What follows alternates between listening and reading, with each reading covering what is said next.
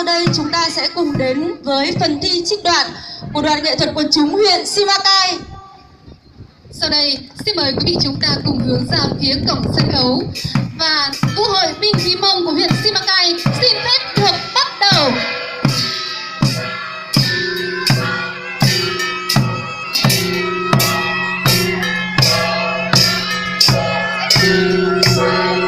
Kính thưa ban giám khảo, kính thưa các quý vị khán giả, Vũ hội binh khí Mông hay còn gọi là lễ hội binh khí Mông, đây là một lễ hội truyền thống đã có cách đây hơn 50 năm về trước. Lễ hội đã từng tồn tại và rất phát triển ở vùng Simacai. Trong thời gian thăng trầm của lịch sử, cho nên lễ hội đã có thời gian bị thất lạc, và hôm nay lễ hội binh khí Mông đã được tái hiện tại đây.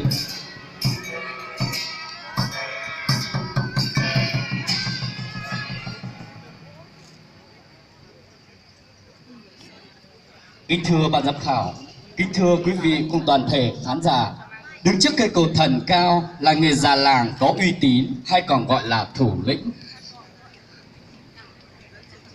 Sau khi mổ trâu làm nghi lễ cúng tế, đầu trâu cũng sẽ được người già làng đem về đặt lên trên đầu cây cột thần, một nơi linh thiêng mà cộng đồng gửi gắm niềm tin. Cây cột thần là biểu trưng của các vị thần linh, người khai thiên lập địa, thần thổ địa và 4 vị thần cai quản 4 phương. Phía dưới cây cột thần là nơi bày các đồ nghi lễ cúng tế các vị thần. Kính thưa ban giám khảo, thưa toàn thể quý khán giả, đúng theo nghi lễ truyền thống, cây cột thần phải được đặt ở vị trí cao hơn mặt bằng chung của sân bãi, có hướng quay về phía mặt trời mọc. Đây thể hiện sự cầu mong sự trường tồn phát triển của cộng đồng.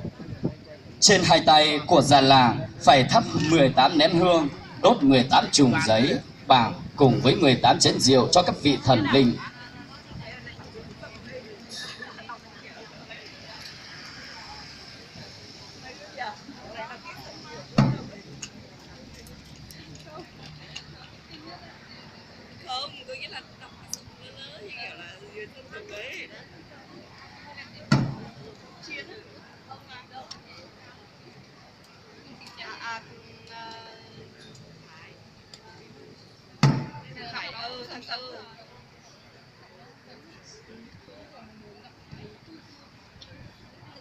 Với các vị thần linh, người khai thiên lập địa, thần thổ địa, 4 vị thần cai quản 4 phương.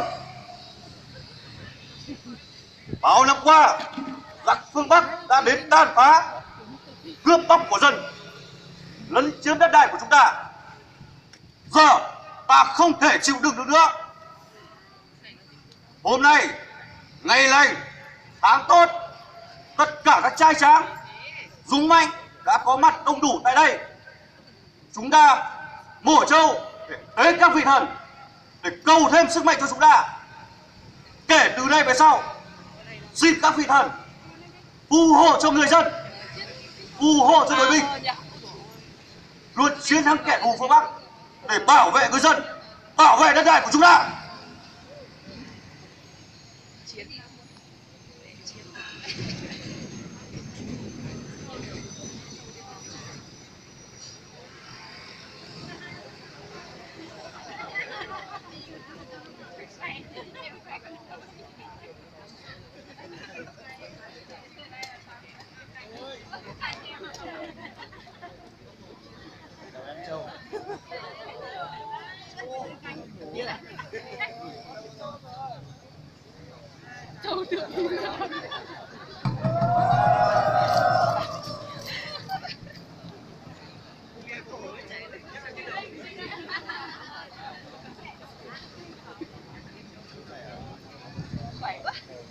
Sau khi già làng đã mổ trâu xong, máu sẽ được già làng đánh dấu lên các vị thần linh, đánh dấu lên các binh khí, và già làng cùng dân chúng quân binh cùng uống cùng thề với một tinh thần quyết tâm chống giặc phương Bắc, bảo vệ dân làng, bảo vệ đất đai. Khi dân chúng và đội binh được chứng kiến nghi lễ và khẩu hiệu của già làng, tất cả sẽ đều hô lên những khẩu hiệu trước sự đầy chứng khí kiến thế. của các vị thần. Nào, chúng ta cùng uống, cùng thề quyết bảo vệ người dân, bảo vệ đất đai của chúng ta. Nếu ai làm trái, giết không tha.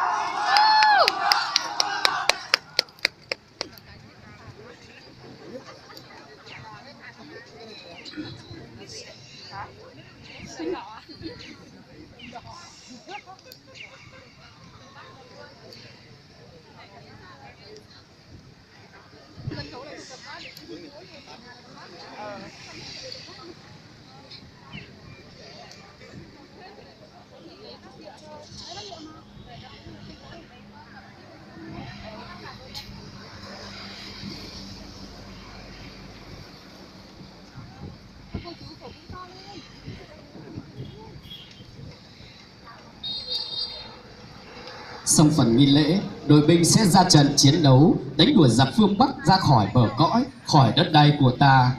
Xưa kia đánh trận xong, chiến thắng quân binh mới được trở về. Nhưng khi không còn đánh nhau nữa, các chiến binh sẽ vừa múa vừa đi tạo thành hàng dài đi vào thăm lễ hội.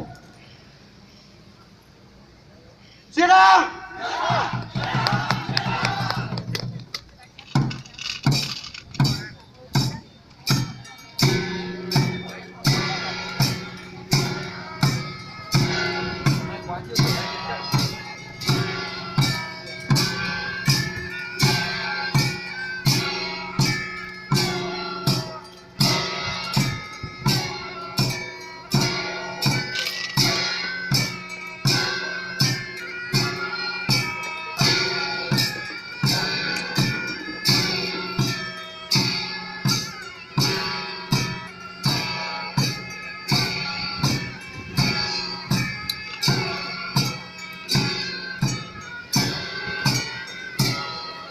Với các thế võ gọn nhẹ, linh hoạt giữa người đi trước và người đi sau, giữa hai người dù có khác nhau về binh khí nhưng đều có sự ăn khớp nhau về động tác. Người đánh thì có người đỡ, vì vậy mà các bộ binh khí đã được trình diễn một cách hài hòa đẹp mắt, kết hợp với bộ hơi, bộ gõ tạo nên những tiếng vang giòn giã, tiếng nhạc quyết liệt, tạo cho các chiến binh một sức mạnh khí thế hùng hồn, cho bà con dân bản những sự lôi cuốn.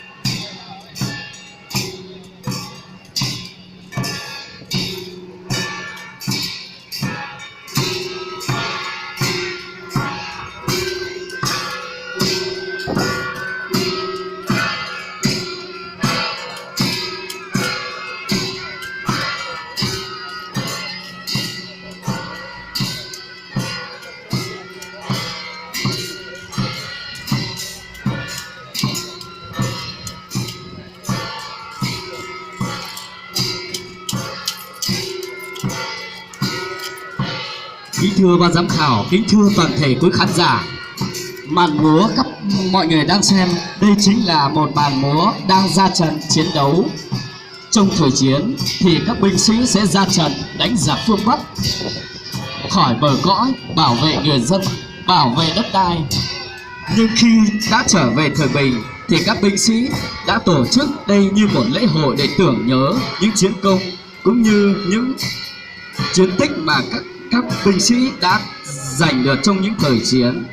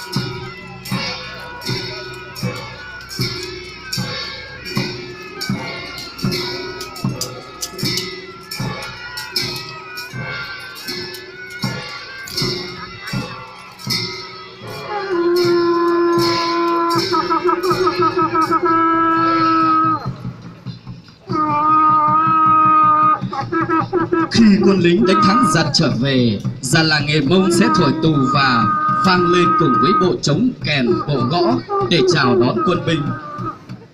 Những tiếng tù và tiếng kèn vang lên như lời thông báo cho quân binh và dân chúng biết rằng quân ta đã chiến thắng trở về.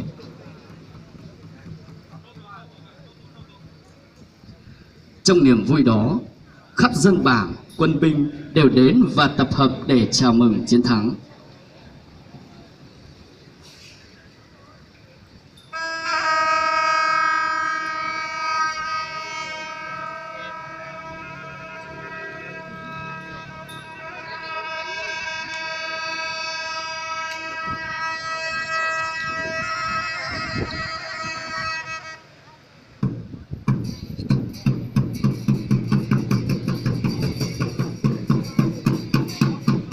Sau khi tất cả đã tập hợp đầy đủ thì già làng nghề Mông sẽ cho các vị tướng lĩnh, các quân lính giao đấu với nhau, cũng vừa tạo ra sự vui vẻ mừng chiến thắng giặc mà cũng để cho dân chúng gần xa cùng đến chia vui với già làng và quân binh.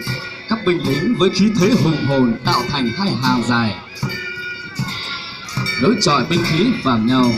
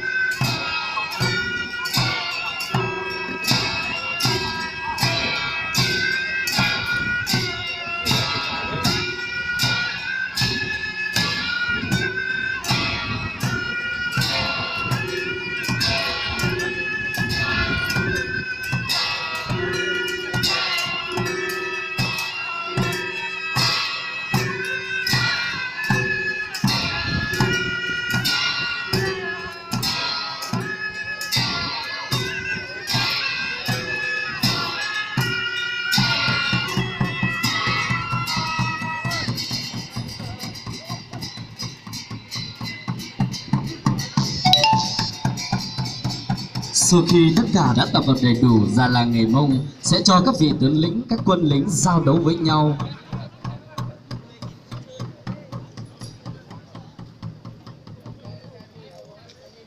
Các vị lính với khí thế hùng hồn tạo thành hai hàng dài đối chọi binh khí vào nhau, cùng chuyển động tác với nhau để thể hiện sức mạnh của binh lính đang rất khí thế, kết hợp với những nhịp trống hùng hồn lại càng tạo ra sự hưng phấn của quân binh.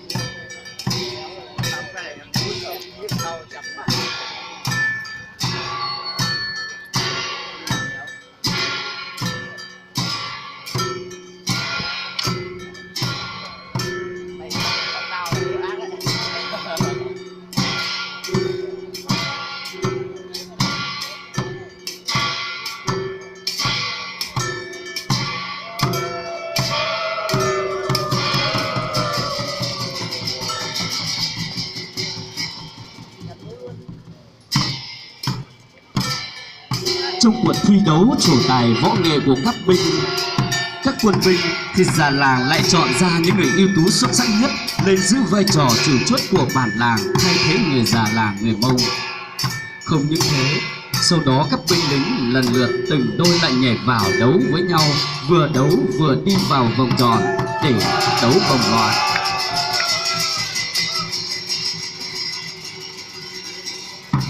Kính thưa ban giám khảo, thưa toàn thể khán giả, trước mặt quý vị là màn đấu võ giữa binh sĩ A Cấu và binh sĩ A Bình đến từ Simacai.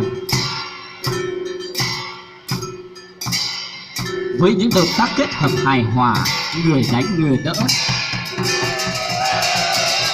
của binh khí song trăng và chiếc rìu.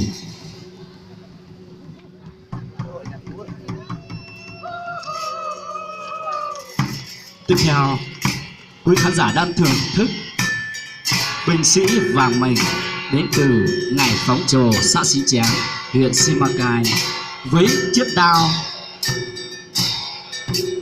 đao cổ và đã được cất giữ rất lâu năm nay.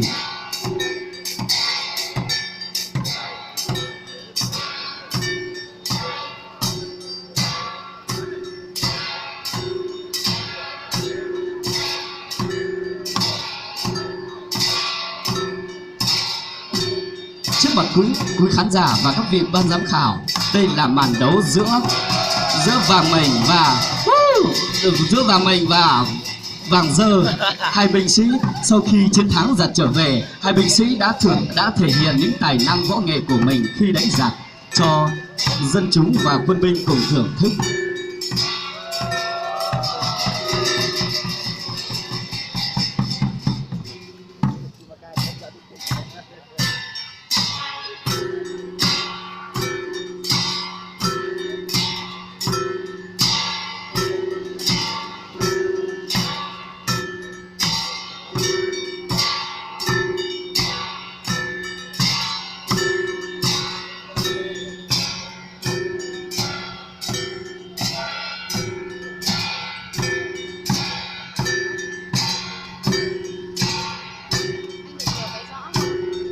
Tiếp theo là chiến binh Lý Xeo Hòa đến từ Ngải Phóng Trồ và đang cùng giao đấu với lại Vàng A Dơ.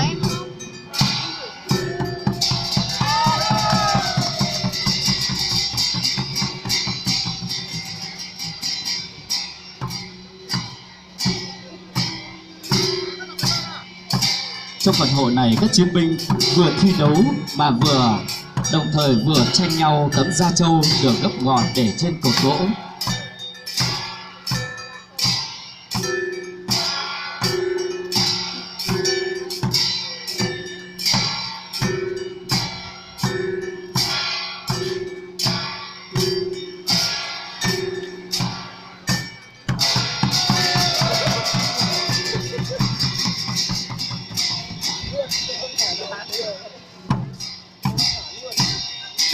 Tiếp theo là màn trổ tài của gậy sinh tiền với chiến binh Lưu Minh Diêu.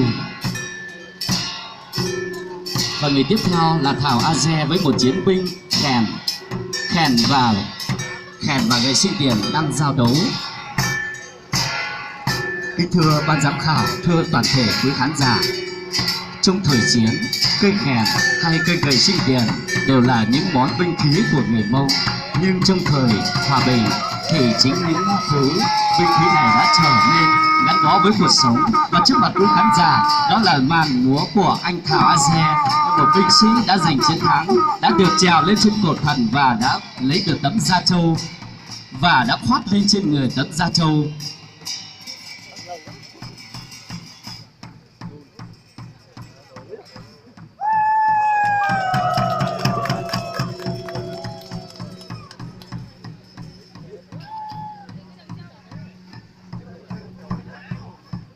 Trong những trận đấu trổ tài không cân sức của các chiến binh, với sự băn khoăn lo lắng của người già làng, giờ đã được như ý nguyện, tất cả quân binh đều cùng nhau vui mừng và cùng nhau quay về hướng các vị thần linh để cảm ơn sự phù hộ của các vị thần.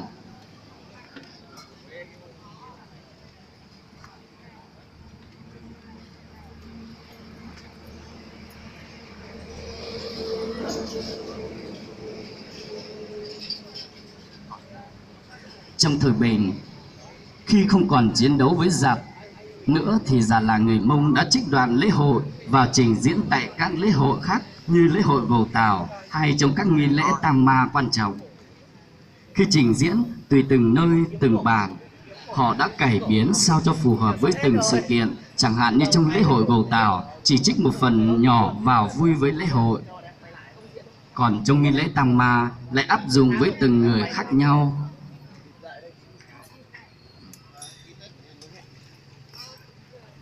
Sau khi nghi lễ cảm tạ các vị thần linh kết thúc, cũng là hàm ý lúc kết thúc chiến trận, hay còn gọi là đã chuyển sang thời bình.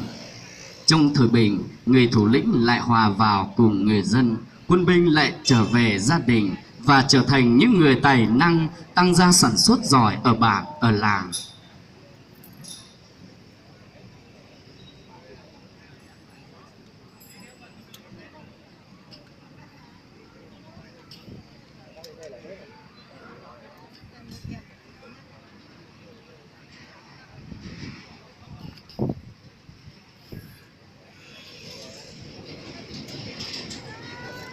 Tiếng khèn vang lên của người thủ lĩnh mới cũng cùng với điệu múa khèn của các chàng trai cũng đã thay lời nhắn nhủ. Thời bình chúng ta là những người giỏi tăng gia sản xuất, cùng nhau yêu thương, cùng nhau chia sẻ niềm vui, cùng nhau đi đổi công trong sản xuất, giúp đỡ nhau trong lúc vui lúc buồn. Và khi có giặc đến, chúng ta lại là những chiến binh đứng lên bảo vệ bờ cõi, bảo vệ người dân của chúng ta.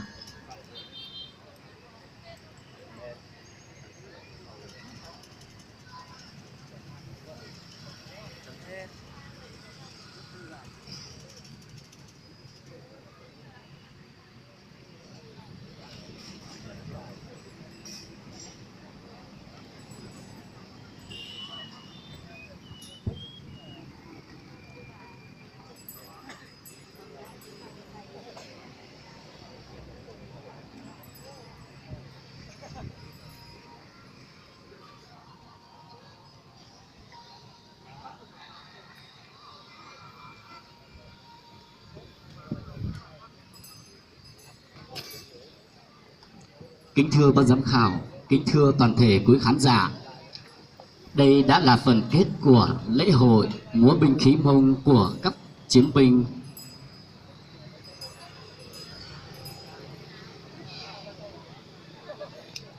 Một lần nữa xin trân trọng cảm ơn quý ban giám khảo và cùng toàn thể quý khán giả đã để ý và quan tâm theo dõi.